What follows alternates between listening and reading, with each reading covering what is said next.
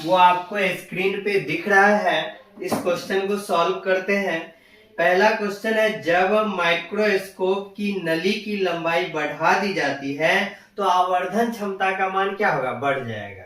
Microscope के नली की लंबाई बढ़ जाने से आवर्धन क्षमता का मान क्या होता है? बढ़ जाता है। तो हमारा जो पहला क्वेश्चन है इसका आंसर क्या हो जाएगा? ए नंबर हो जाएगा। पहला का आंसर क्या हो गया? ए। नेक्स्ट क्वेश्चन हमारा दूसरा नंबर है। इसमें बोला जा रहा है इंद्रधनुष का निर्माण जिस कारण से होता है। तो इंद्रधनुष में पढ़े हैं कि इंद्रधनुष में वर्षा के बूंद पर सूर्य का प्रकाश आपतित होता है और वर्षा के बूंद द्वारा सूर्य प्रकाश का अपवर्तन होता है, पूर्ण आंतरिक परावर्तन होता है और वर्ण विक्षेपण का घटना होता है। तब जाके हम इंद्रधनुष जो है हम लोग को दिखाई देता है। तो यहाँ पे खोजते हैं कौन सा आंसर है। तो यहाँ पे प्रकीर्णन ये तो नहीं होगा, विवर्तन भी नहीं होगा, वर्ण विक्षेपण और अपवर्तन दिया हुआ है। तो अपवर्तन होने के बाद भी वर्ण विक्षेपण का घटना होना चाहिए, तब जाके विभिन्न रंग जो है अलग अलग होता है। तो यहाँ पे हम आंसर जो लगाएंगे दूसरा का सी नंबर लगाएंगे, वर्ण विक्षेपण। तो दूसरा का हमारा आंसर क्या हो गया? सी नंबर, वर्ण विक्षेपण। नेक्स्ट क्वेश्चन हमारा थर्ड नंबर। थर्ड में बोला जा रहा है आंख के उस गुण को जो भिन्न भिन्न दूरी पर स्थित वस्तु को फोकस करने में मदद करता है। तो पढ़े हैं समंजन क्षमता में पढ़े थे कि नेत्र लेंस का वह क्षमता जो अपने फोकस दूरी में परिवर्तन करके किसी भी वस्तु का जो प्रतिबिंब होता है वो हमेशा कहाँ पे? रेटिना पे बनाता है। और ये जो क्षमता है फोकस दूरी को एडजस्ट करने का, ये होता है समंजन क्षमता। तो खोजते हैं कौन सा ऑप्शन है। तो तीसरा का हमारा ए नंबर हो जाएगा। तीसरा का क्या हो गया? ए नंबर। नेक्स्ट हम लोग चल रहे हैं चौथा नंबर।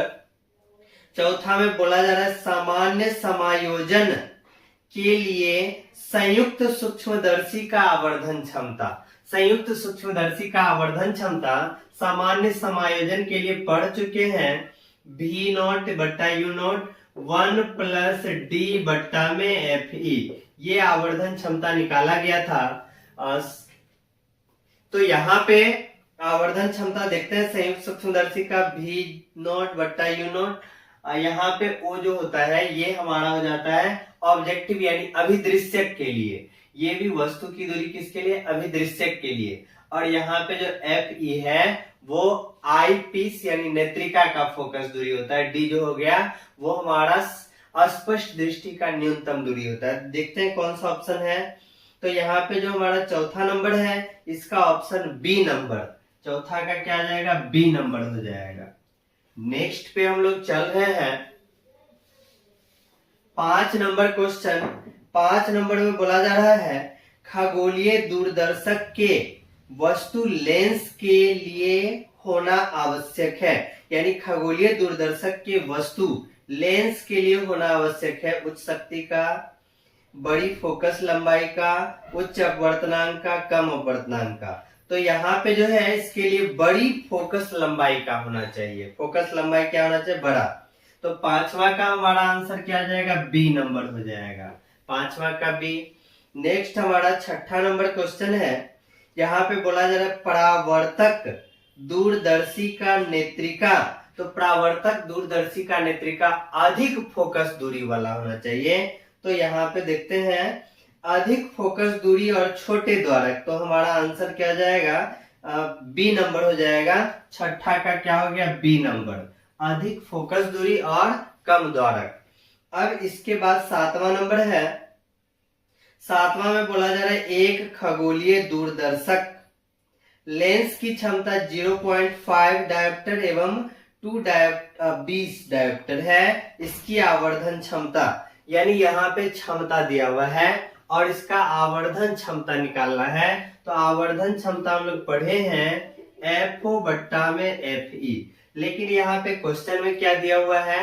क्षमता दिया हुआ है। ये मतलब लेंस की क्षमता और निकालना क्या? आवर्धन क्षमता हमको निकालना है। यही फॉर्मूला पढ़े हुए हैं। अब यहाँ पे जो है 1 बट्टा FE, इस बात को क्या लिख सकते हैं? 1 बट्टा FE लिख सकते हैं। तो 1 बट्टा FE हो गया PE। और FO जो यहाँ पे है तो 1/PO। अब यहाँ पे इसी पे हम लोग रख देंगे इसको। यहाँ पे कितना कितना है, 0.5 है और 20 डायोप्टर है। तो यहाँ पे नेत्रिका के लिए 20 हो गया, ऑब्जेक्टिव के लिए यहाँ पे 0.5 हो गया। यहाँ पे जब हम लोग करेंगे भाग लगाएंगे तो 40 हमारा आ जाएगा। तो आवर्धन क्षमता कितना हो जाएगा, 40। 7वां नंबर देखते हैं। 7वां का हमारा डी नंबर ऑप्शन हो जाएगा। 7 का क्या हो गया, डी नंबर हो गया। नेक्स्ट क्वेश्चन पे हम लोग चल रहे हैं। नेक्स्ट हमारा है 8 नंबर क्वेश्चन। 8 में बोला जा रहा है, जब किसी उत्तल लेंस जिसका अपवर्तनांक 1.5 तथा फोकस दूरी f है पानी में डुबाया जाता है, तब इसकी फोकस दूरी। तो पढ़े हैं, किसी भी लेंस को अगर जल में डुबाया जाता है, पानी में डुबाया जाता है, तो लेंस का फोकस दूरी जो होता है वो हमारा बढ़ जाता है। कितना गुना बढ़ जाता है, 4 गुना। लेकिन लेंस का क्षमता क्या होगा, वो 4 गुना घट जाता है। तो यहाँ पे लेंस को जो है जल में डुबा रहे हैं, तो यहाँ पे फोकस दूरी कर रहा है, तो फोकस दूरी हमारा क्या हो जाएगा, बढ़ जाएगा। लेकिन यहाँ पे ध्यान रखना है, अगर हम लोग डुबा रहे हैं और यहाँ पर जो है फोकस दूरी पूछ रहा है, फोकस दूरी पूछ रहा है तो कहेंगे बढ़ता है, लेकिन अगर क्षमता पूछता तो घटता है। तो यहाँ पे फोकस दूरी कितना नंबर है हमारा, 8 नंबर है। जल में डुबाया जाता है तो इसका फोकस दूरी क्या हो जाएगा, F से बड़ा हो जाएगा। F से क्या हो जाएगा, बड़ा हो जाएगा। हमारा 8वां का आंसर क्या हो गया, ए नंबर। अब इसके बाद 9 नंबर क्वेश्चन पे चल रहे हैं। यहाँ पे कहा उत्तल लेंस ऐसे पदार्थ का बना हुआ है जिसका अपवर्तनांक 1.5 है। इस लेंस को पानी में डाल दिया जाए तो यह किसके जैसा व्यवहार करेगा। तो उत्तल लेंस जो हमारा है, जिसको हम लोग अभिसारी लेंस भी कहते हैं, तो जल में अगर डुबा देते हैं तो ये अभिसारी लेंस की तरह व्यवहार करेगा। लेकिन ध्यान ये रखना है, अगर हम जिस माध्यम में डुबा रहे हैं वो माध्यम का अपवर्तनांक लेंस के अपवर्तनांक से अगर ज्यादा हो तो यहाँ पे उत्तल लेंस जो है अपसारी लेंस की तरह व्यवहार करेगा। लेकिन हम लोग जिस पदार्थ को, जिस लेंस को डुबा रहे हैं, इसका अपवर्तनांक कितना है, 1.5 है। 1.5 है। और अगर हम लोग जल में डुबाते हैं तो जल का अपवर्तनांक कितना है, 1.33 है। और यहाँ पे जो हमारा लेंस है, इस लेंस का अपवर्तनांक क्या है, लेंस का जो अपवर्तनांक है वो हमारा 1.5 है। तो देखिए लेंस का ये हो गया, और जिस माध्यम में डुबा रहे हैं इसका अपवर्तनांक क्या है, कम है। तो कम है तो उत्तल लेंस जो हमारा है, उत्तल लेंस ये कैसा लेंस की तरह व्यवहार करेगा, अभिसारी लेंस की तरह व्यवहार करेगा। अगर ये माध्यम, जिस माध्यम में हम लोग डुबा रहे थे, ये माध्यम का अपवर्तनांक अगर अधिक हो जाए तो ये हमारा उत्तल लेंस अपसारी लेंस की तरह व्यवहार करता। इस चीज को भी बताएं, ध्यान रखिएगा। तो अभी हमारा क्या है, लेंस का अपवर्तनांक 1.55 है। जल में डुबा रहे हैं तो यहाँ पे जो हमारा माध्यम है, जिस माध्यम में डुबा रहे हैं उसका अपवर्तनांक कम है, तो उत्तल लेंस हमारा कैसा व्यवहार करेगा, अभिसारी लेंस की तरह। तो 9 नंबर में देखते हैं, अभिसारी लेंस की तरह व्यवहार करेगा। तो हमारा आंसर क्या हो जाएगा, ए नंबर। 9 का क्या हो गया, ए नंबर हो गया। नेक्स्ट क्वेश्चन पे हम लोग चल रहे हैं। नेक्स्ट हमारा है 10 नंबर। 10 नंबर क्वेश्चन में बोला जा रहा है, कांच का अपवर्तनांक अधिक होता है। कांच का अपवर्तनांक अधिक होता है तो कांच का अपवर्तनांक किस रंग के प्रकाश के लिए, लाल है, नीला है, हरा है, इनमें किसी रंग के लिए नहीं। तो कांच का अपवर्तनांक जो होता है नीले रंग के प्रकाश के लिए सबसे ज्यादा होता है। कांच का अपवर्तनांक नीले रंग के प्रकाश के लिए क्या हो जाएगा, सबसे ज्यादा हो जाएगा। तो हमारा आंसर 10 नंबर का क्या हो जाएगा, बी हो जाएगा। 10 का क्या हो गया, बी। नेक्स्ट हम लोग चल रहे हैं 11 नंबर। 11 में बोला जा रहा है, तरंगदैर्ध्य के बढ़ने के साथ अपवर्तनांक का मान घटता है। तरंगदैर्ध्य अगर बढ़ेगा तो अपवर्तनांक का मान क्या हो जाएगा, घट जाएगा। तो यहाँ पे 11 जो है ना, इसका आंसर क्या हो जाएगा, बी नंबर। 11 का आंसर क्या हो गया, बी नंबर। तरंगदैर्ध्य बढ़ा तो अपवर्तनांक का मान घटा। नेक्स्ट हमारा 12 नंबर है। 12 में बोला जा रहा है माध्यम द्वारा श्वेत प्रकाश का विक्षेपण तभी संभव होता है जब माध्यम जल हो, कांच हो, जल या कांच हो, कोई पारदर्शी माध्यम हो। तो माध्यम द्वारा श्वेत प्रकाश का विक्षेपण जो है कोई भी पारदर्शी माध्यम होना चाहिए, तो वहां पे वर्ण विक्षेपण हो जाएगा।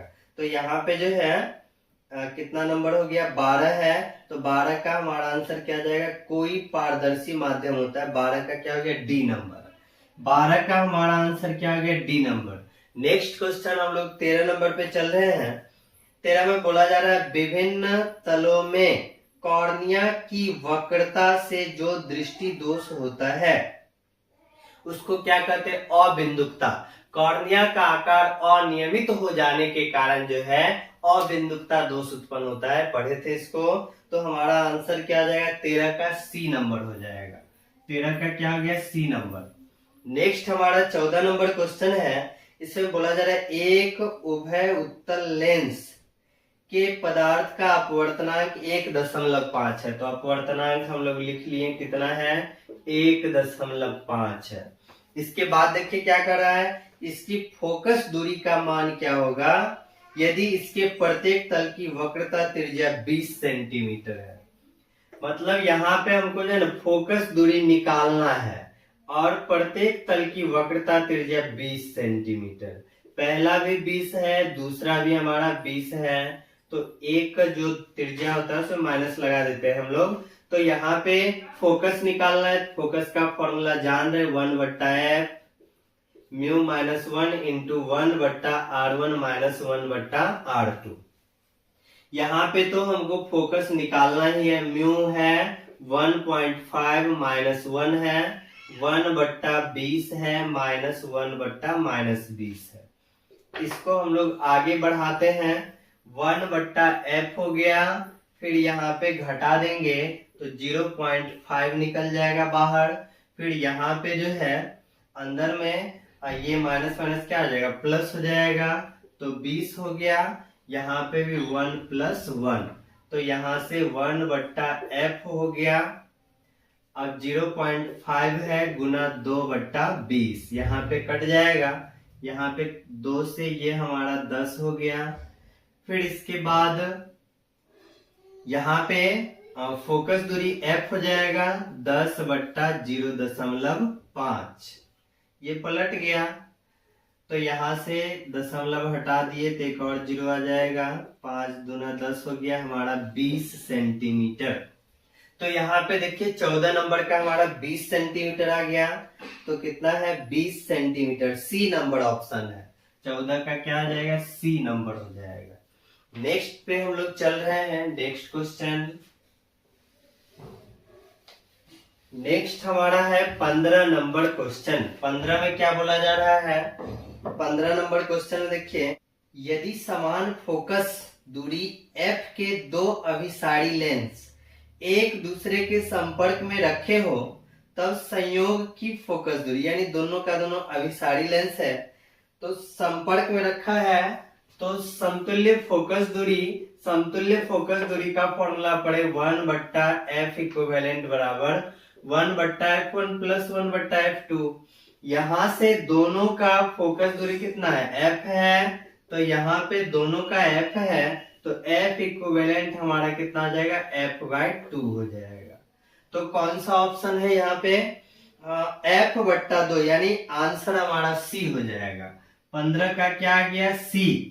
नेक्स्ट क्वेश्चन पे हम लोग चल रहे हैं। इस क्वेश्चन में बोला जा रहा है f फोकस दूरी के उत्तल लेंस के किसी वस्तु का वास्तविक प्रतिबिंब बनाने के लिए वस्तु और पर्दे के बीच कम से कम कितनी दूरी होनी चाहिए। फोकस दूरी है, जैसे यहाँ पे देखिए कोई हमारा लेंस है यहाँ पे और कम से कम दूरी होना चाहिए पर्दे पे प्रतिबिंब बनाने के लिए। तो यहाँ पे f होता है, 2f होता है, फिर यहाँ पे f होता है, यहाँ पे 2f।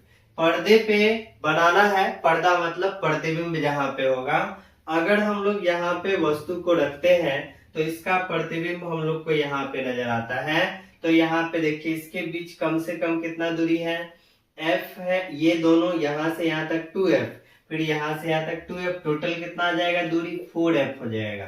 तो हमारा आंसर 17 नंबर 4f होना चाहिए कम से कम दूरी, तो डी नंबर हो जाएगा।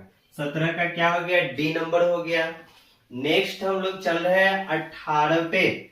18 में देखिए क्या बोला जा रहा है, एक लेंस के दोनों सतहों की वक्रता त्रिज्या समान है तथा लेंस के माध्यम का अपवर्तनांक 1.5 है, फोकस दूरी निकालना है। अपवर्तनांक कितना दे दिया है, 1.5, और दोनों वक्र सतह का वक्रता त्रिज्या समान है। तो एगो को आर लेते, दूसरा माइनस आर। यहाँ पे फोकस निकालना है। फोकस जो हम लोग को पता है 1/f म्यू माइनस 1 होता है, 1/r1 प्लस 1/r2 होता है। तो इस फॉर्मूला में अगर हम लोग रख देंगे तो फोकस हम लोग को निकल जाएगा म्यू का मान 1.5 माइनस 1, और यहाँ पे 1/r, फिर यहाँ पे प्लस है, अब माइनस आर रखेंगे तो क्या आ जाएगा, माइनस हो जाएगा। यहाँ पे sorry, formula 1/r1 minus 1/r2 होता है, तो यहाँ पे रख देने पे क्या होता है, प्लस आर हो जाता है। तो यहाँ पे 1/f हो गया, फिर यहाँ पे घटा देंगे तो 0.5, और यहाँ पे 1/r प्लस 1/r 2/r हो जाएगा। तो यहाँ से जब इस दोनों को हम लोग गुना कर देंगे तो यहाँ पे 1/f जो है, गुना करने के बाद यहाँ पे 1/r हो जाएगा, यानी f कितना हो गया, r के बराबर हो गया। तो देखिए हमारा आंसर 18 नंबर, 18 नंबर का क्या आ जाएगा, प्लस माइनस r, यानी ए नंबर आंसर हो जाएगा। 18 का क्या हो गया, ए नंबर आंसर आ गया। नेक्स्ट क्वेश्चन पे हम लोग चलेंगे। नेक्स्ट क्वेश्चन हमारा जो है 19 नंबर। 19 नंबर में क्या बोला जा रहा है, 20 सेंटीमीटर और माइनस 40 सेंटीमीटर फोकस दूरी वाले दो लेंसों के सहयोग से बने समतुल्य लेंस की क्षमता क्या होना चाहिए। समतुल्य लेंस की क्षमता पूछा जा रहा है। 20 सेंटीमीटर और माइनस 40 सेंटीमीटर फोकस दूरी। तो यहाँ पे पहला क्षमता जो हो जाएगा 1/f1, और कितना है, 20 सेंटीमीटर है। 20 सेंटीमीटर है, मीटर में बदल देंगे तो यहाँ पे 5 डायोप्टर हो गया। दूसरा जो क्षमता है वो हमारा -40 है। सेंटीमीटर था, मीटर में बदलने के लिए 100 से गुना करना पड़ेगा। यहाँ पे -2.5 डायोप्टर। फिर यहाँ पे समतुल्य लेंस जो है इसका क्षमता जो हो जाएगा P1 प्लस में P2। तो P1 कितना है, 5 है, फिर यहाँ पे प्लस माइनस 2.5, तो यहाँ से कितना आ जाएगा, 2.5 डायोप्टर। देखिए तो 19 नंबर में 2.5 डायोप्टर, यानी बी नंबर हमारा आंसर हो जाएगा। 19 का क्या हो गया, बी नंबर आंसर हो गया। नेक्स्ट क्वेश्चन पे हम लोग चल रहे हैं 20 नंबर। 20 में क्या बोला जा रहा है, 20 नंबर में बोला गया सामान्य आंख के लिए स्पष्ट दर्शन की न्यूनतम दूरी। तो सामान्य आंख के लिए अस्पष्ट दृष्टि का न्यूनतम दूरी 25 सेंटीमीटर और अधिकतम दूरी पूछा जाता तो अनंत होता। न्यूनतम दूरी पूछा जा रहा है तो 25 सेंटीमीटर, यानी 20 नंबर का आंसर क्या आ जाएगा, डी। नेक्स्ट हम लोग 21 पे चल रहे हैं। 4 डायोप्टर क्षमता का अभिसारी लेंस एक सरल सूक्ष्मदर्शी के समान इस्तेमाल किए जाए, सरल सूक्ष्मदर्शी के समान इस्तेमाल किए जाए तो इसका आवर्धन क्षमता पूछा जा रहा है। तो 4 डायोप्टर है, क्षमता इसका क्या है, 4 डायोप्टर है। तो फोकस हमारा हो जाएगा 1/4, और मीटर में है तो सेंटीमीटर में बदलने के लिए 100 से गुना कर दिए तो 25 सेंटीमीटर।